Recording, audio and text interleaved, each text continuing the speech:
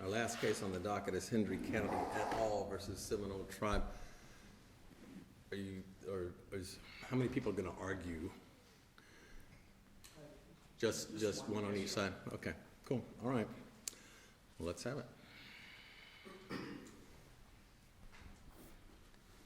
Good morning. May it please the court. I am C.B. Upton. I represent McDaniel Reserve Realty Holdings, LLC. With me at counsel's table is Peter Kokotis. He's in-house counsel with Florida Power and Light, and Mark Lapp, the Hendry County attorney. As I said, I'll present the appellant's arguments. I'd like to reserve 5 minutes for rebuttal, if I may. Thank you. Your Honors, you have before you today a straightforward issue of statutory interpretation.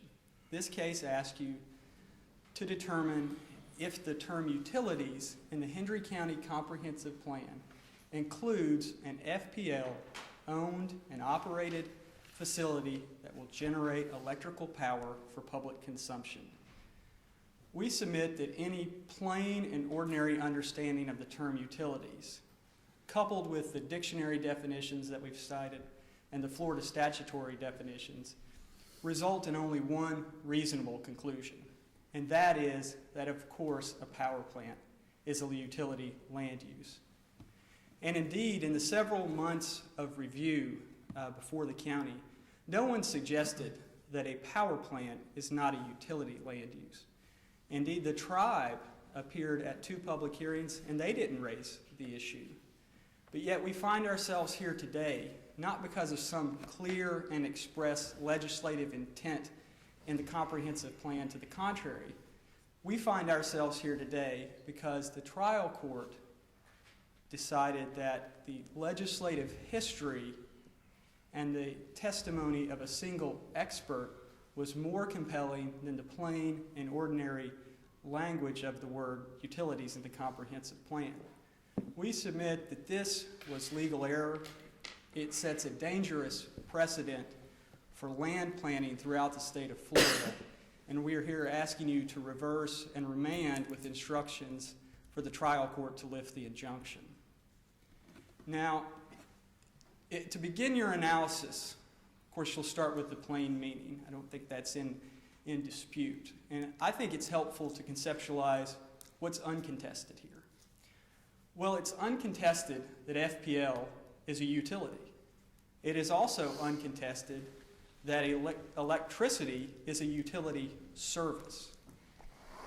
It's also uncontested that a power plant is a regulated entity under Florida statutes. So you've got a utility providing a utility service, yet somehow that's not a utility land use.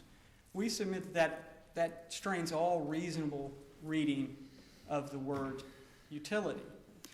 In addition, of course, many courts have held that a dictionary definition is enough when you're doing statutory interpretation. Of course, we're here on de novo review. You don't have to give any deference to what the trial court did. You're looking at this legal question anew.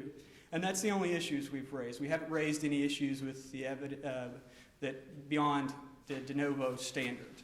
We're not contesting any of the evidence. But we cited, and the trial court took judicial notice of several dictionary definitions.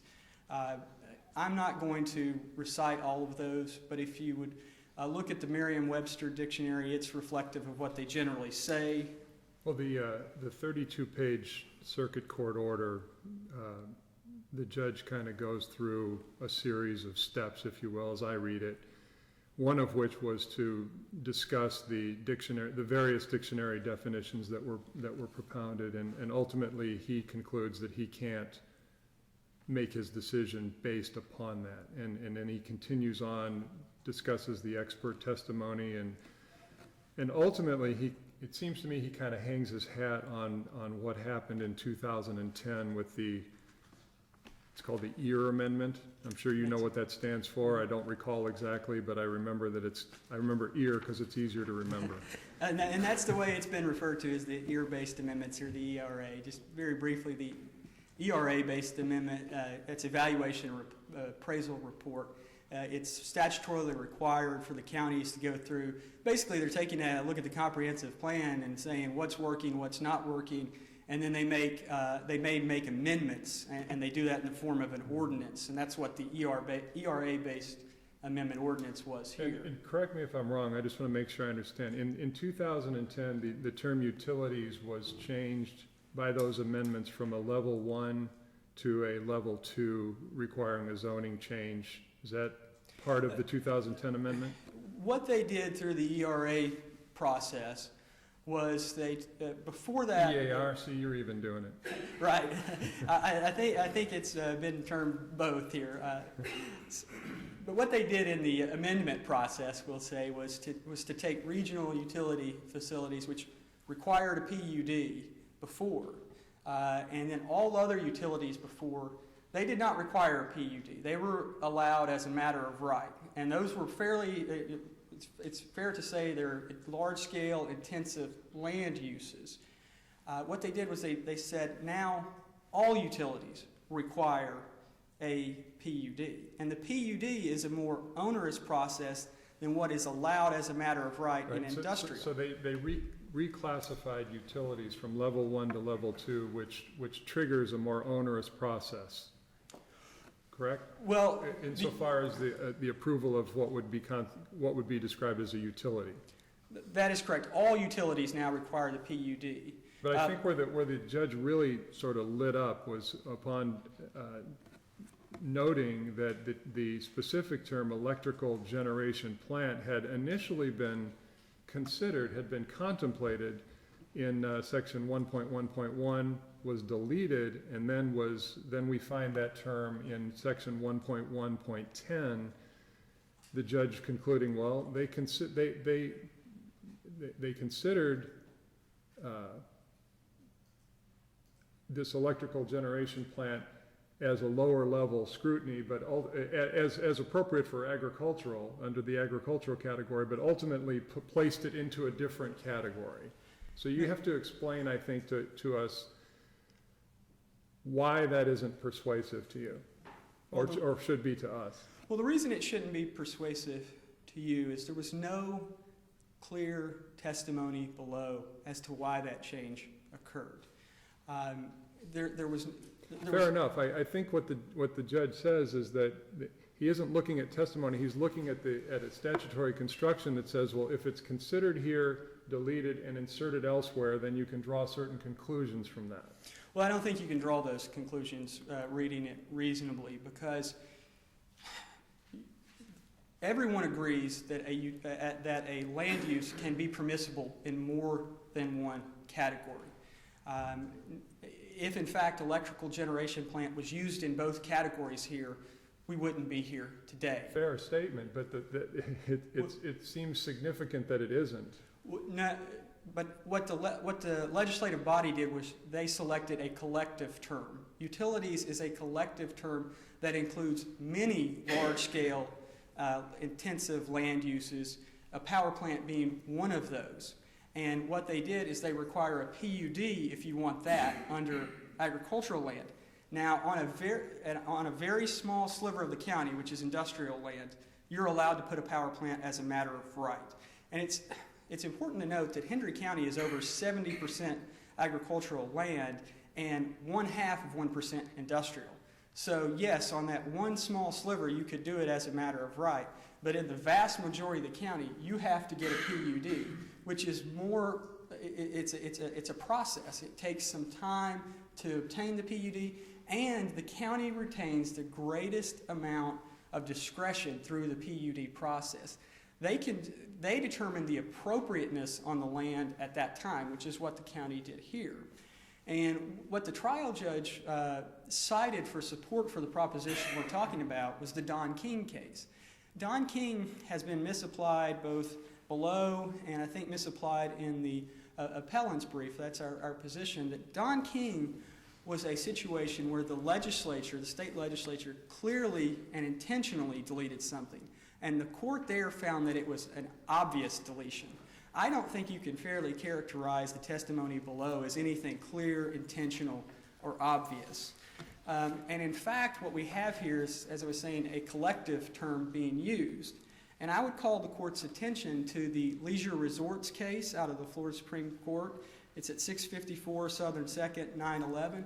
And there the court was asked to look at a collective term, and the collective term there was materials supplied, and it said that manufactured items fell within that. Now, that's not a land use case. That's a statutory interpretation case, contract interpretation case. But it's very telling that that court blessed and said it is okay to select in drafting a collective term.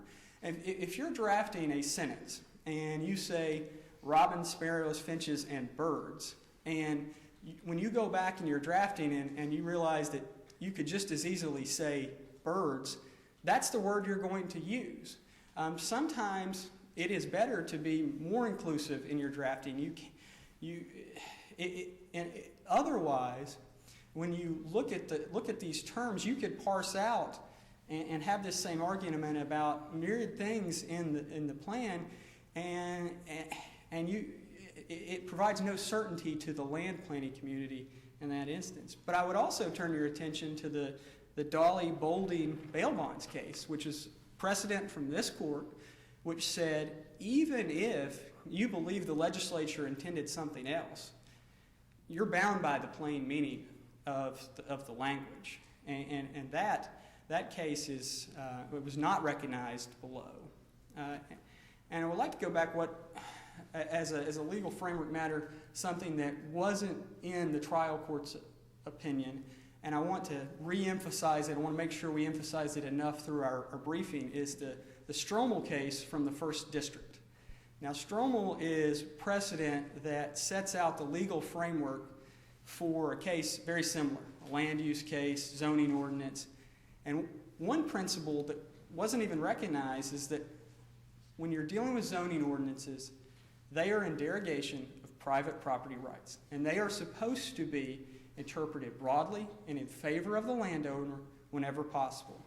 And another principle that Stromel stands for is that in addition to that, whenever possible, just like when you're construing a constitutional issue or a statutory issue, you should find it valid if at all possible.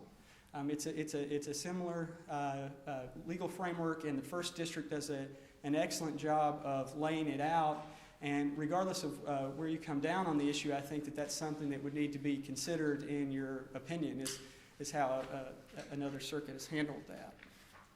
And another point on the legislative history that I would like to make, to demonstrate how unclear it really is, the major author of the comprehensive plan changes and amendment was Mr. Vincent Cataro, who was employed by the county. He was in charge of it. Mm-hmm. Hendry County is not like Hillsborough County. They don't have all the resources and all of that in the drafting, so Mr. Cataro was in charge of a great deal of that.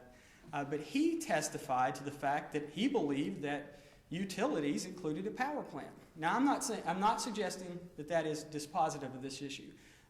The trial court said that it's inadmissible as to the legal conclusion, but what I'm saying is, as a matter of consideration of the clarity of the legislative history, that's pretty telling that nobody knows what was happening. And we cited to a Supreme Court quote from Justice Scalia talking about legislative history being a search for friends in the room. I sort of like to term it as, unless you have something clear, intentional, and obvious, it's a best guess scenario. And it seems like that's what we had here. Before the 2010 amendments, the term regional utility facilities was an agricultural use that was available upon a rezoning. Is that right? Correct. And then post 2010, that term was dropped out of the agricultural use entirely. Correct, because they moved utilities. And utilities previously was a level 1. It drops to a level 2. Regional utility facilities was a level 2, and it disappears entirely.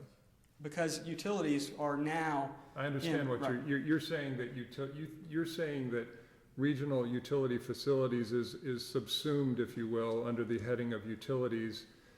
Your opponent is saying, well, no, that term reappears in section 1.110, and it's now gone from agricultural entirely. I think that's fair. Which is what the judge concluded. That's a fair characterization, but I don't think it's a But there's nothing that we can look to see, okay, that is what in fact happened.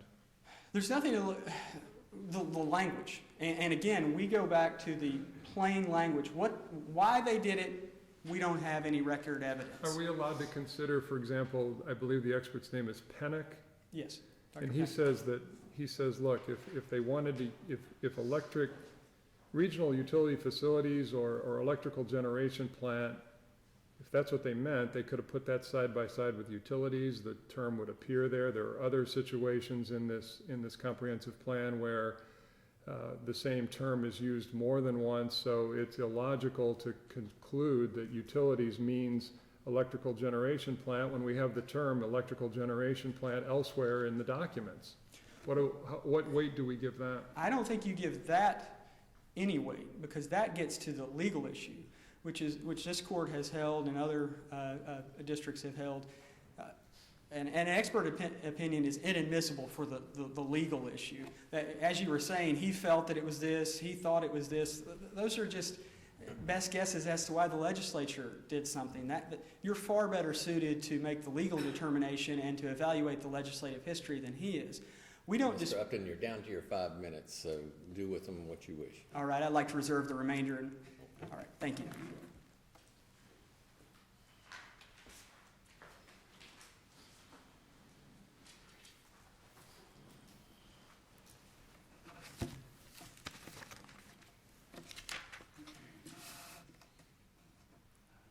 If it pleases the court, my name is Tara Dewey. I'm with the law firm of Lewis, Longman & Walker, and I'm here on behalf of appellee Seminole Tribe of Florida. This case has been fully briefed, and it's clear that your honors have read and are very familiar with the order and all of the briefs, so I will not belabor the points. But I do want to hit on a couple of key issues. Taking a step back, this is a consistency challenge. It's a challenge to a zoning ordinance, which is a development order that's uncontested, for its consistency with the Hendry County Comprehensive Plan. Now, I know that Mr. Upton spent a lot of time talking about deference and to property rights and zoning. This is not interpreting a zoning code. This is interpreting and applying a comprehensive plan. And comprehensive plans and what is to be contained in comprehensive plans is governed by Chapter 163 and the Community Planning Act. And Chapter 163 requires a couple of things that I think it's important to remember. And the first one is that it requires comprehensive plans to contain a future land use element that that clearly identifies future land uses and the uses permitted within them. They need to have clear and measurable standards. In fact, you can challenge in an administrative process any comprehensive plan amendment that is vague and meaningless and doesn't provide meaningful standards for the adoption. So why wouldn't electrical generation plant be subsumed under the term utilities and give the county a check on whether they want this or they don't want this? Because that is not how the courts apply the language of comprehensive plans. And I think that the myriad of cases that we have cited in our briefs and that the judge relied on in the lower court that speak to when you're approaching a land use case and you're determining where is the appropriate land use to put a specific use, you must strictly construe the comprehensive plan and apply it strictly. And you place the use into the category in which it most specifically fits. There are the Stromo case where Mr. Upton pointed out that the deference should be that zoning codes and the uses permitted should be construed broadly.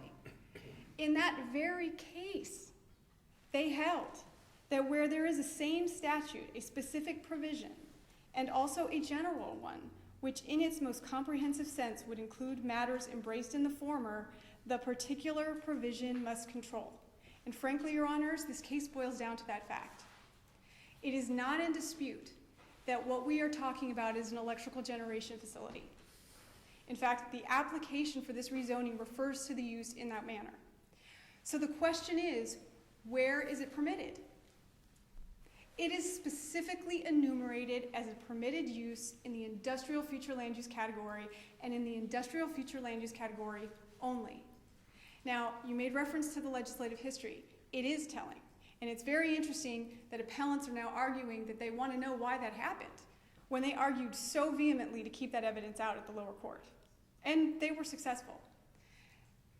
But the fact of the matter is, Mr. Cotero, the admitted author of that policy, said, yes, we listed that particular use, those exact words, in a prior version of the agricultural future land use category. But we see that in the adopted version, those words are gone. Utilities, it's important to note, was in the initial draft of the plan before it was amended. So the policy used to permit utilities and industrial uses, including regional utility facilities. That's another important thing to note. Utilities was level 1 in the original, correct? Correct. And the term regional utility facilities was level 2? Correct, and it was identified as an industrial use in the and language. then 2010 moved utilities to level 2 and the other one to industrial. At least that's your argument. Their argument is that utilities subsumed. Correct. Correct. Okay. And I think, it's important, and I want to draw your attention to some cases we cited, the Miami Beach case and the Halifax case. And in these cases stand for the proposition that you cannot use a generic term to allow a use in a category where that use is specifically identified elsewhere. Now, those cases are talking about catch-all terms like other similar uses, and I'll get there. But if you listen to appellant's argument, they're asking you to turn the term utilities into such a catch-all use. What would utilities be for? Utilities. What sort of things would it apply to in your interpretation? Well, I would say that if not this, then what? There are water facilities, there are anything that's not specifically identified elsewhere in the plan. Frankly, I can tell you one thing for certain, it's not an electrical generation plan. Yeah. So I think the court identified several options, wastewater treatment, et cetera, but though to that point, Dr. Pennock took the time to review the comprehensive plan for every instance where the term utilities was used. And admittedly, some of them were in elements that were specifically talking about water and wastewater. But even outside of those elements, the term is used, and not once to refer to a power plant. Over 200 times. Electrical generation plant, that precise term appears once, and it's in the industrial land use category. Electrical generation is in another land use and overlay, but I think it's a slightly different term. Nonetheless, let's bring it back. It comes down to the fact that whatever utilities mean, and it has to be precise, it cannot be an open-ended catch-all used to capture anything that the Board of County Commissioners decides at any point. That kind of deference has been specifically rejected by courts. And the reason why is, as Dixon said, and I would like to actually read that quote to you. Indeed, were we to adopt the deferential standard applied to the plan by the lower court, the ultimate determination of a plan development would be placed within the discretion of whoever composes the membership of the governmental body's planning department at any given time. And the goal of certainty and order in future land use decision making would be circumvented. So with that, unless your honors have any questions, thank you. Thank you. Thank you, Ms. Dewey.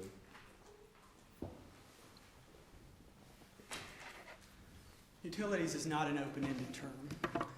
The Public Service Commission regulates 5 areas in this state. It's defined by Florida statutes. The Florida statutes have primacy over utility regulation. They regulate electricity, gas, water, wastewater, and telecommunications. What the trial judge did here was effectively split what electricity utilities can be allowed in ag land. And there's no case law that allows him to rewrite the statute like that. By what I mean, if you take a step back, let's talk about what components of an electrical utility actually require zoning. You have the power plant, the transmission lines, and the substations. Transmission lines do not require zoning. The substations, you have distribution and large transmission. FPL mostly has distribution. These are smaller, and they, by statute, do not require zoning.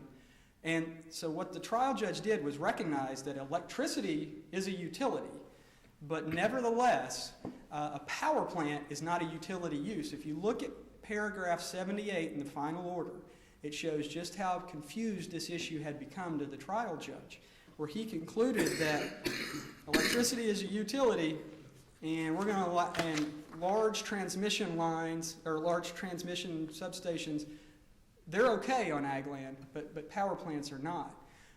We submit that this is just a very strained reading of the term utilities. And under any reasonable reading, that of course an FPL, owned and operated facility that will produce electricity for the public, is a utility under any reasonable reading of the word. There any questions? Thank you. All right. Thank you both. That we are adjourned.